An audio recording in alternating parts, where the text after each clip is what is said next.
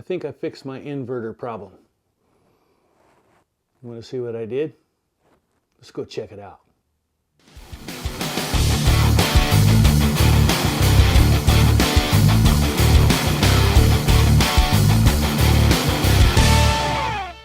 All right, so before I show you how I fixed my inverter, you remember the last time that I tried to connect up the Renegy 3000 and test things out, that this happened. Okay, so turn the battery on. All right, fuse on, switch on, and do we have power over here? Here we go.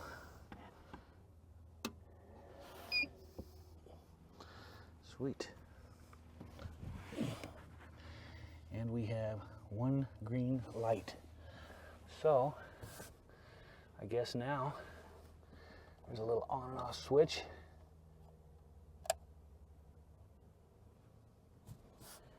And doesn't appear to be power.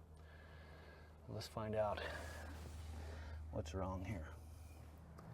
So, since all that snafu, and I did open it up and checked all the fuses, nothing seemed nothing seemed out of the ordinary, and I'm no electrician on those things, so I closed it back up, and well, I think that one was DOA.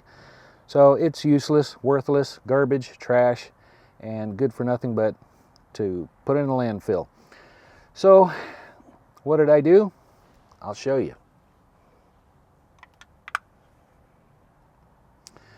I purchased a SunGold Power 3000 watt inverter charger, and I did go ahead and get things connected up and test it out, and everything works just fine.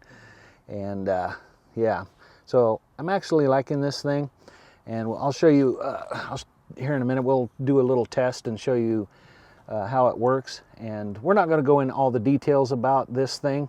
That's not what this video is. It's just me hooking up my inverter and testing things out and make sure I've got power. But we do have power coming into our battery cutoff, and negative and positive connected. And on the back I do have the dip switch settings set up for this particular unit. There, take that off, and why don't we go ahead and fire this thing up and show you what it can do. All right, so do our little test here. We'll go ahead and turn the batteries on, and we'll go ahead and throw the breaker on, and then we'll go ahead and power up the inverter and power saver off. And we do have nice little green light, little LED display letting me know my settings. And I think we are ready to do a little bit of a test. So for my test, I'm going to use my heat gun. So on high power, this draws about 12.1 amps, low power about 6.5, and I think max is 1500 watts. So we're just going ahead and plug that in. We'll turn it on. You'll hear this thing wind up. Give me just a second. Okay.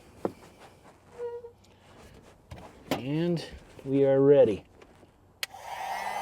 That's the low setting. And then when I kick it on high power, you'll hear the inverter maybe fans kick on.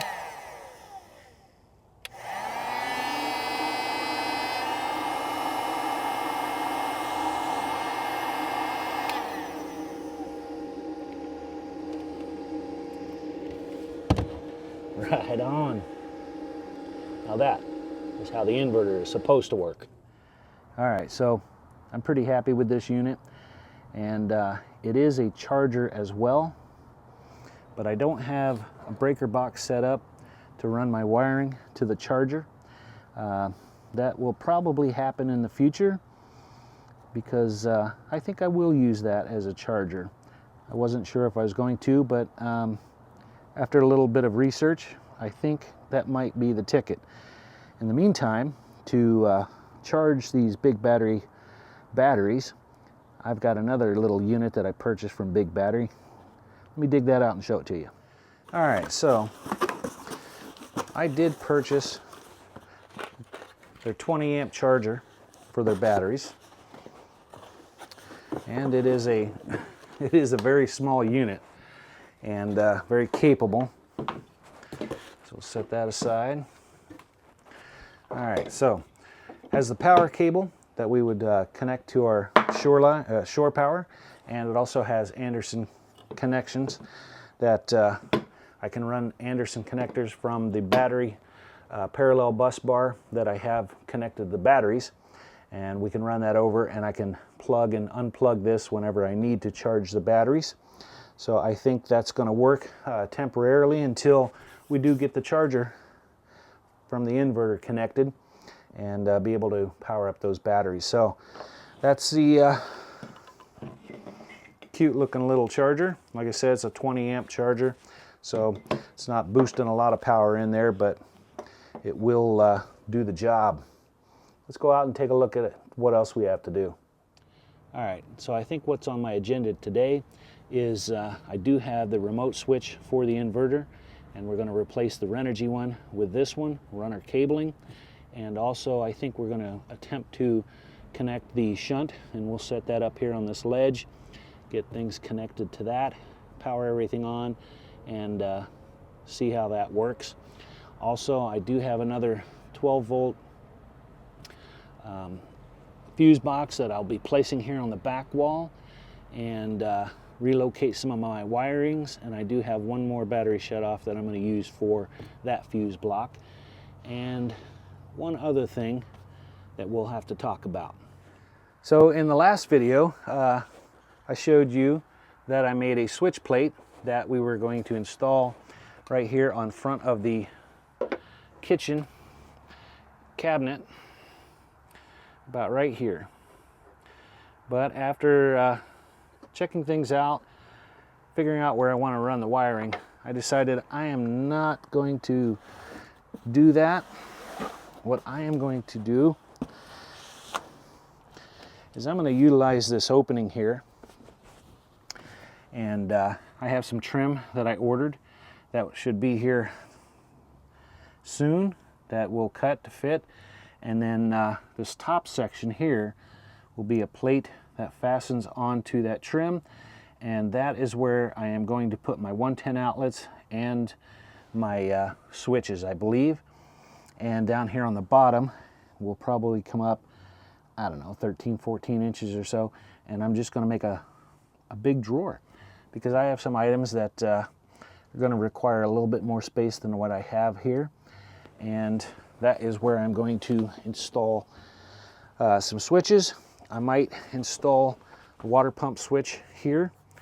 That'll be a convenient location. The rest of the switches, they're kind of low and out of the way, which is fine with me, and I think it's going to look pretty nice. Plus, if any lights are on with the switches at nighttime, they're not going to be blinding you in the face. All right, so the other thing is, here's the Renegy inverter switch, and we're going to replace that one with the Sun Gold power, and then we will tap into the side of the cabinet and run some wiring and try to get down into the back section here and get things wired up. So we've got a lot of stuff to get done. So without any further ado, let me start making some headway, and I'll give you a progress report once we are there. All right, so I've got a little bit done. So under my panel here, obviously I've got my inverter remote installed and wiring run. I drilled a hole all the way through the cabinets, run on top of this rail here.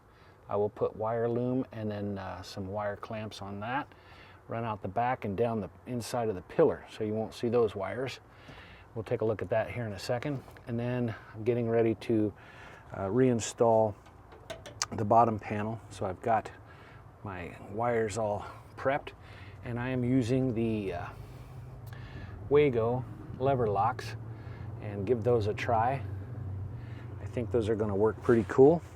So I bought a little pack here, different sizes or assortments here. 5 all the way down to 2. So we're going to go ahead and connect those up and put this panel back on, and I'll show you the back where the wiring is coming down and how we're going to run that around to our inverter. All right, so we got a lot done today. I got everything done that I wanted to get done, and everything is working flawlessly at the moment.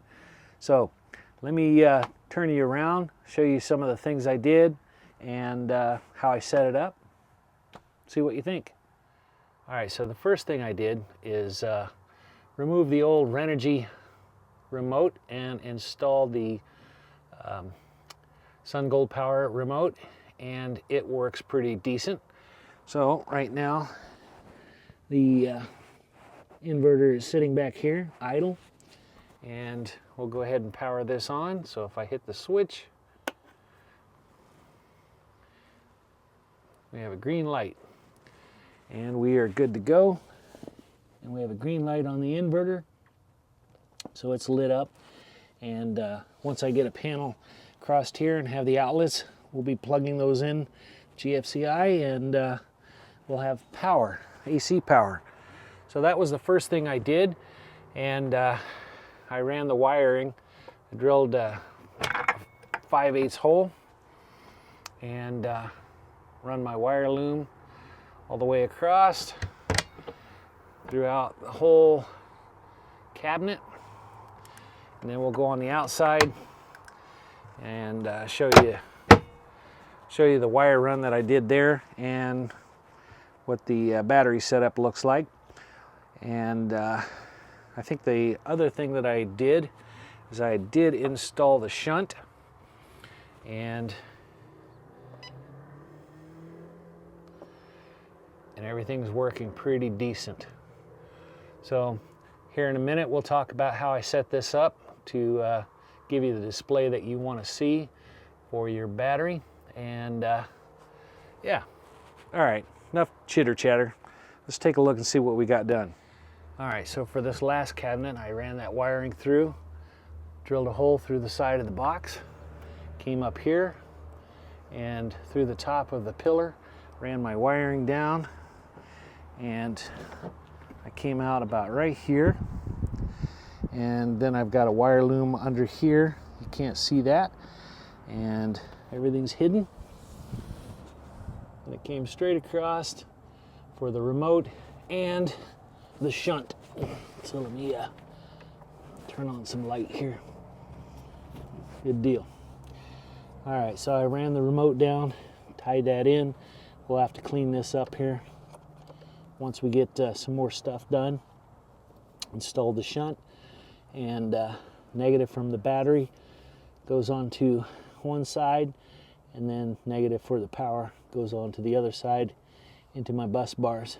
And then you have the wiring for the remote, and then you have a power supply which connects in the back, and I just have it onto the positive side of the battery terminals. Went ahead and reinstalled the DC charger, so when I get ready to hook that up, it's already in place and we'll be good to go. Let's see, what else did I do? Oh yeah, one more thing I can show you. So that's my setup so far. I do like the inverter, although it does stick out about twice as far as the other one, so it narrows up my storage space here in the back. But hey, I'm not going to be hauling a lot of cargo around. All right, let's take a look at one last thing that I did. All right, so the last thing that I did when I went ahead and wired these through and punched a hole and run all my wiring. So I've got my remote for the inverter, got my battery monitor right here. Everything is working out pretty decent. The next thing I did is went ahead and wired up my lights, and I've got a nice little touch blue and then you have your lights. So what we'll do here in a little bit is we'll turn off all the cabin lights, put our window shade on, and check out and see how much light these things put out. Pretty happy with those. Those are gonna be pretty nice. They're just little reading lights, and over the stove I think is gonna give it a nice little ambiance. So that's looking pretty cool. Well, I forgot I forgot something. I was going to close everything off. I put the blinds up, and I was going to turn off the lights and then try these out, but I forgot that I temporarily have everything tied into the fuse block, so when I turn the shut-off switch, it kills these lights as well. So I'll have to test those once I get my switch panel hooked up. What a rookie mistake. Dumb. All right, but anyway, I do like how those put off a little bit of light. Yeah. So I know that once the cabin lights are off, those are going to glow pretty nice. I'm liking those very much. I do have some more sets of those.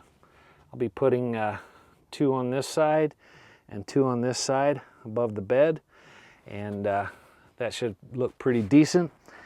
And I think over here, once things are said and done, I do have an idea for a little bit of a lighting situation over here instead of having all 3 of these lights on.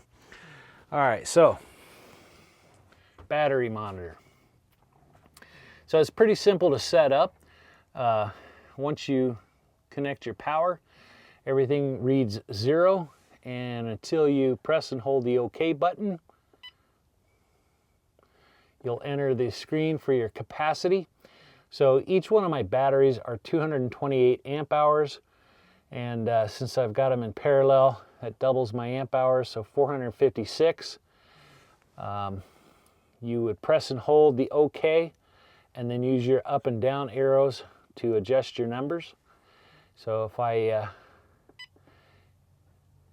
click that, and if I'm okay with that one, I can adjust that, go down 3, up 4, okay, okay, okay, and then press and hold. Now my little arrow's flashing. I go down, and I'm using the specs off the bigbattery.com. So the operating voltage is anywhere from 9.8 to 14.6, and the power off I set at 10 volts. Their manual shows amp hours, and I would like to have the amp hours. I would have set it at 256, be 50%, and once it reaches that point, it gives you an audible alarm and lets you know that you need to start charging up.